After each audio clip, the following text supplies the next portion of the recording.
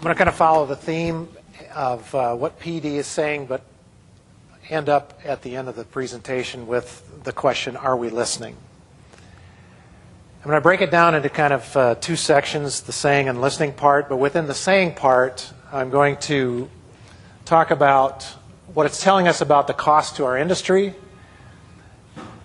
and what we're learning through news stories, which you guys are very familiar with, obviously, and what it's telling us through things like the National Animal Health Lab Network case database. So we'll start with the cost to the industry. This is a USDA graph that shows the sharp decline in pigs per litter. So that's clear evidence.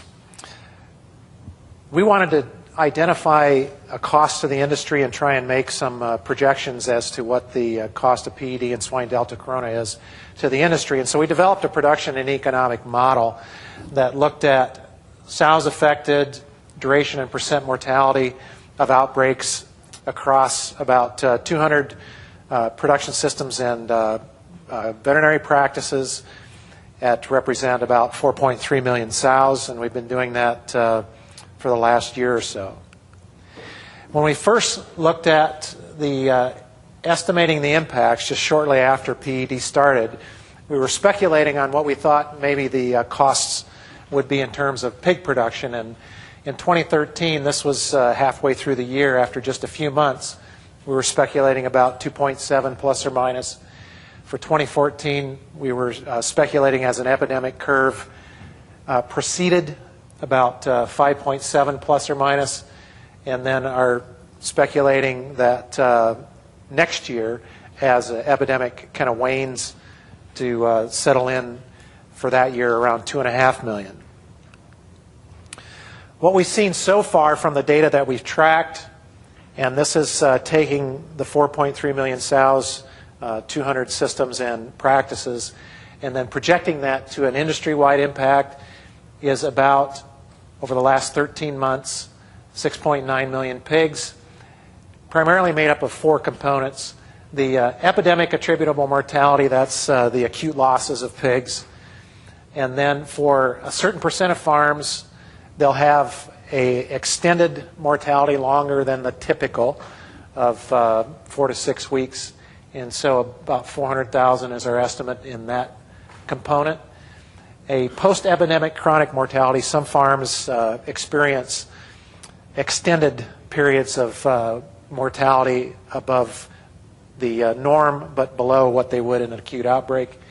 And then also trying to account for, and this is talking to some production systems and practitioners, that there's a non-productive day component to the impact of PED, and our estimates of that fraction is about 1.5 million through in the last 13 months.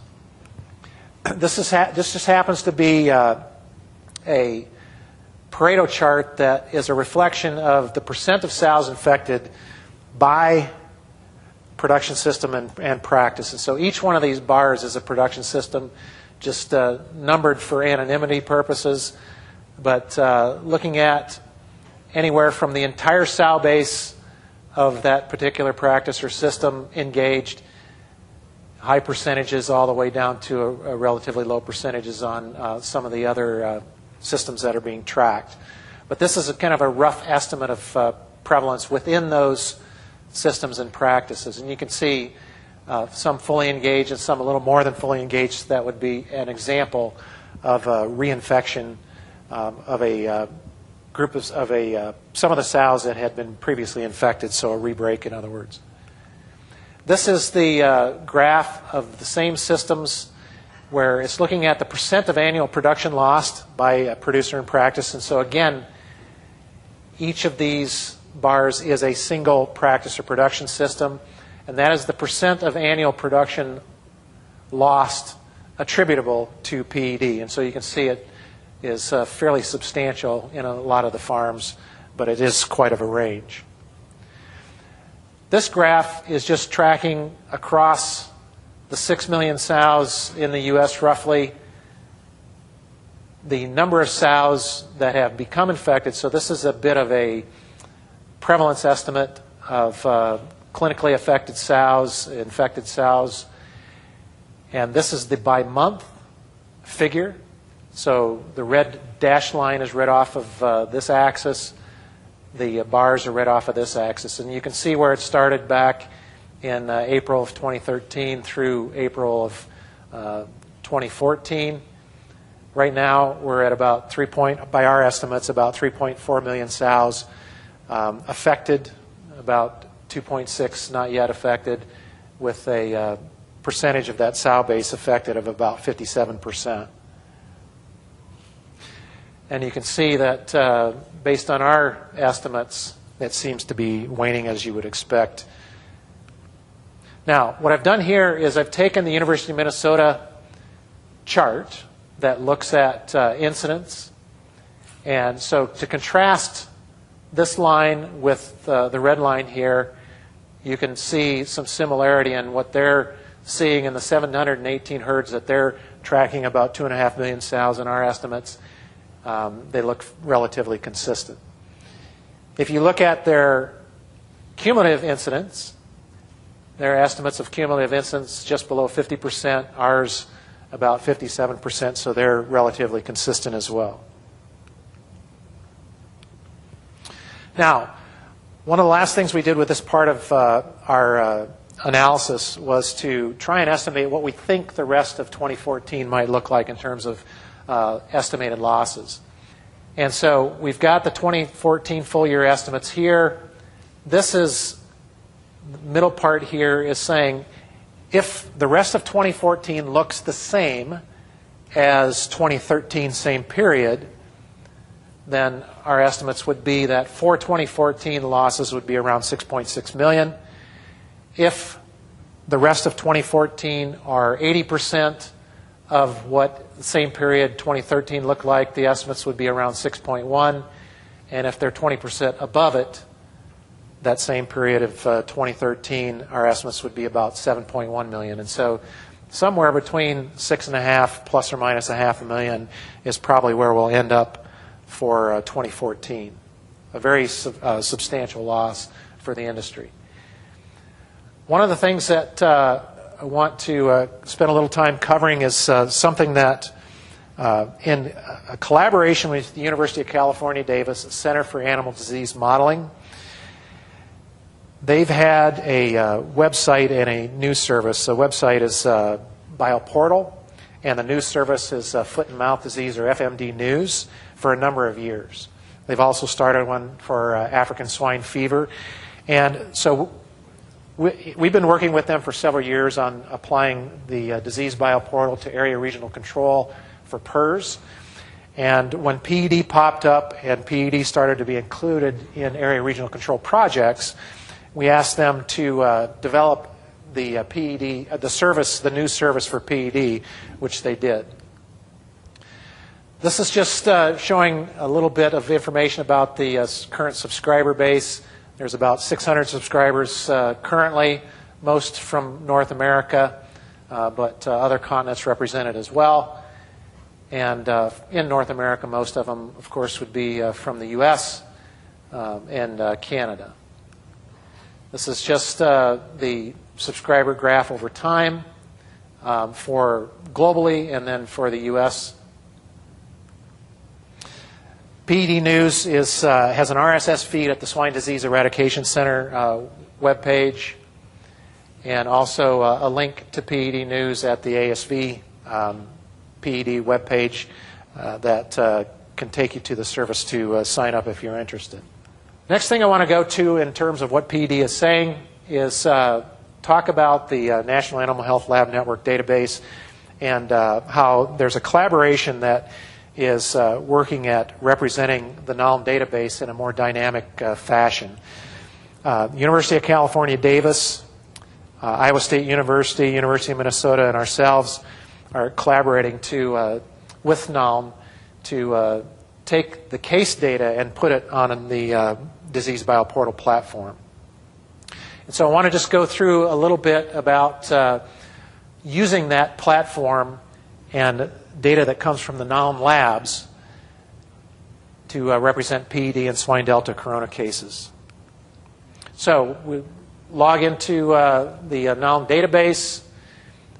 It's a little hard to see the numbers down here, but currently, as of last week, and I just uploaded this morning, there's about 35,000 accessions in the database. That includes positive and negative accessions. This is a graph of all accessions, and the blue is PED accessions, and the reddish is swine delta corona accessions.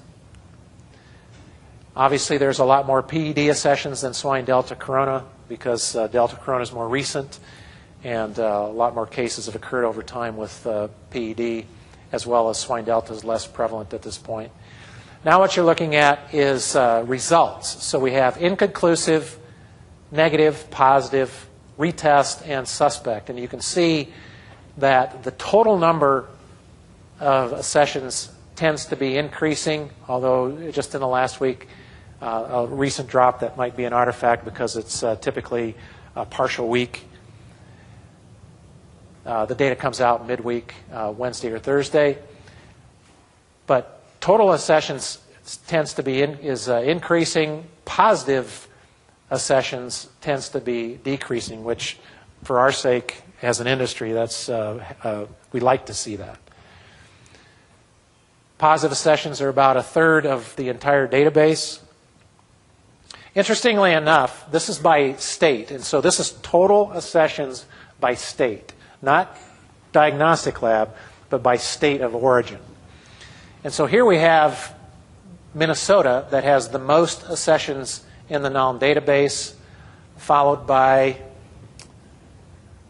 Iowa, Illinois, and North Carolina.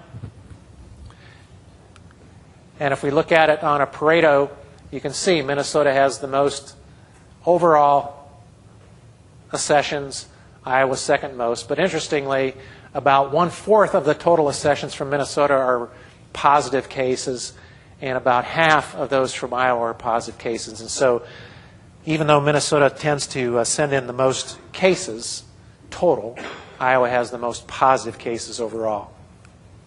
I should say that this includes cases that are PCR, with PCR results, IHC results, ELISA results, and IFA results. So all of those are represented in the database. Now what we're looking at is a core pleth map of the U.S. The darker the shade, the more cases, with a histogram along the side showing Minnesota has the most cases. And if we click on the state, the little icon pops up and a graph can be set up for that state. So this is Minnesota. Overall decline with the delta corona kind of propping up the cases in Minnesota. And then this is the positive negative for Minnesota.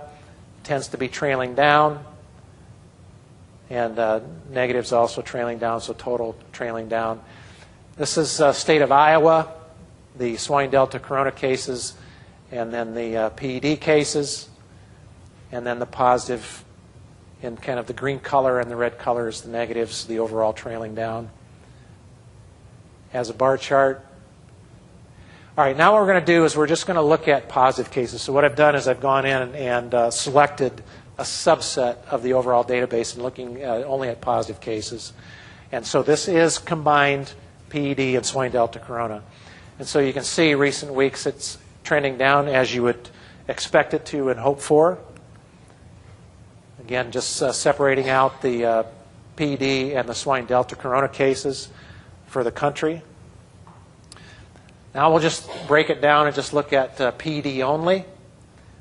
Again, what you'd expect to see a decline as the epidemic proceeds and more of herds get exposed, infected, immune, and as we learn better about how to manage the disease.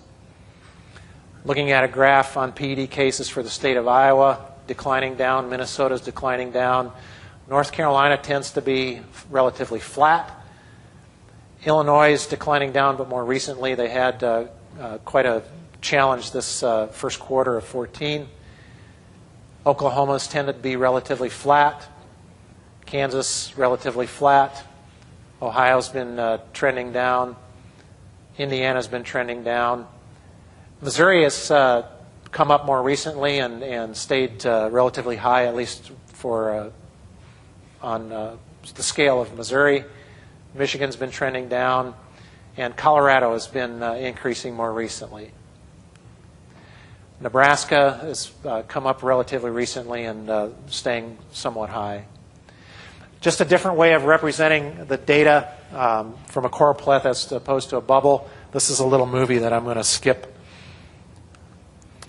Now we'll just pull out only swine delta corona cases. And you can see there's a lot fewer swine delta corona cases.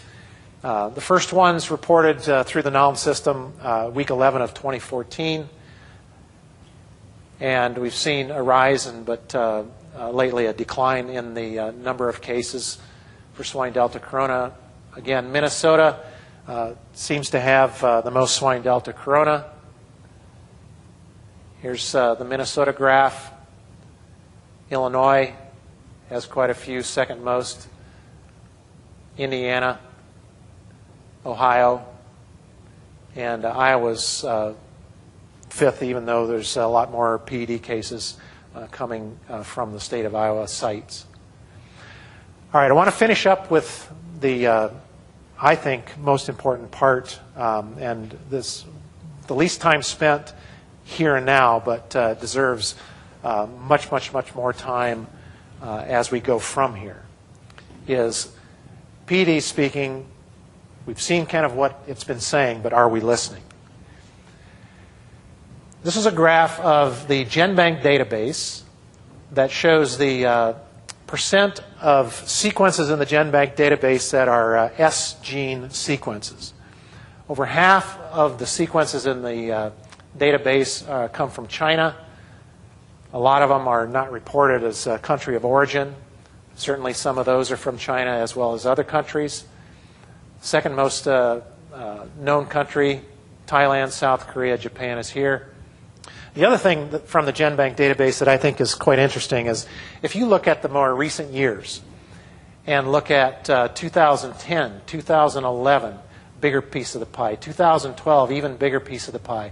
And at the time that this data was pulled out, it was mid-2013, and so it had half or less of the year of sequences getting uploaded into the database. And so if it increases at the same rate as represented by a half a year with this slice versus a full year for this slice, you can see that PED using GenBank database sequences as a proxy has been increasing for several years.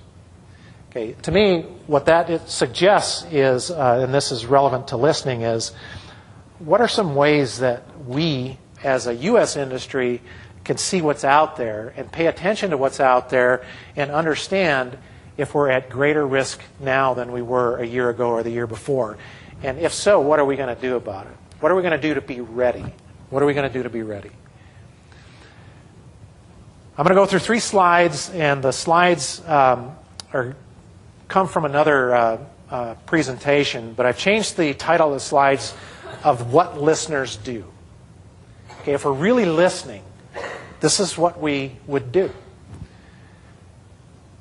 If we're really listening to what PED is telling us, not just about PED, but what our risks are for other transboundary and foreign animal diseases, we would be much more inclined to work together and to pull together complementary and coordinated methods that target reduction of the diseases we have and help us better detect sooner diseases we don't have and don't want that get in, and improve our defenses for keeping diseases out that we don't want and we don't have. There's really no difference between a negative sow farm and a country in terms of transboundary and foreign animal disease. The only difference is scale. Certainly the scale presents some more complexity and difficult challenges, but fundamentally it's no different than thinking about how am I going to keep a disease out of the sow farm versus how are we collectively going to keep a disease out of the country. Second thing that listeners do is the 4 C's. Communicate better, within and among businesses and entities across the industry, cooperate better, and we're not just talking, we're actually cooperating better. Coordinate better. I help you, you help me. We coordinate pig flows. We make decisions based off of coordinating what our businesses do, not operating in silos. And collaborate better. I think the 4 C's are things that we all do to some extent, but from an industry standpoint, we've got to do a lot better job than we have been. Third thing that listeners do is test things, find out what works, and then scale it up.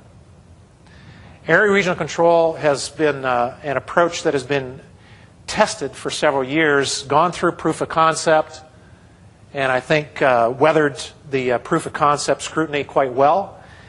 It's now at a point where, in my opinion, it needs to scale up, and it needs to scale up dramatically. Instead of having 30 projects and 500 farms, we need really 300 projects and 5,000 farms to take advantage of what this type of coordinated approach can offer us as an industry. If you're not familiar with area regional approach, this is just a simple definition of area regional control.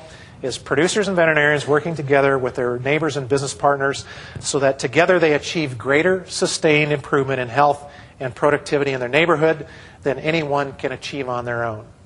That applies to farms within a county. That applies to flows within a state or a region.